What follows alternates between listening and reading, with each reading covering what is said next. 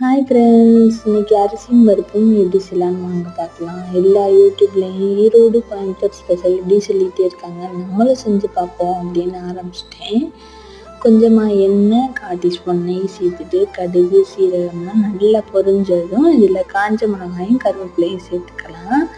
சின்ன வெங்காயம் சேர்த்து செஞ்சோம்னா ரொம்பவே டேஸ்ட்டாக இருக்கும். இங்கே சென்னையில் சின்ன வெங்காயம் விற்கிற விலைக்கு நம்ம சின்ன வெங்காயத்தையே மறந்துடுவோம். அதனால் சின்ன வெங்காயத்தை ஸ்கிப் பண்ணிவிட்டு பெரிய வெங்காயம் தக்காளிலாம் சேர்த்து நல்லா வதங்கின பிறகு மஞ்சள் தூள், மிளகாத்தூள் சேர்த்துக்கிறேன். மிளகாத்தூள் உங்கள் காரத்துக்கு ஏற்ற மாதிரி சேர்த்துக்கலாம். அரிசி 1 கப் ரைஸ்க்கு 1/4 கப் அளவுக்கு துவரம்பருப்பு சேர்த்துருக்கேன். 2.5 கப் அளவுக்கு தண்ணி சேர்த்துருக்கேன். நல்லா கலந்து விட்டுட்டு உப்பெல்லாம் செக் பண்ணிவிட்டு 2 விசிலுக்கு அப்புறம் பார்ப்போம்.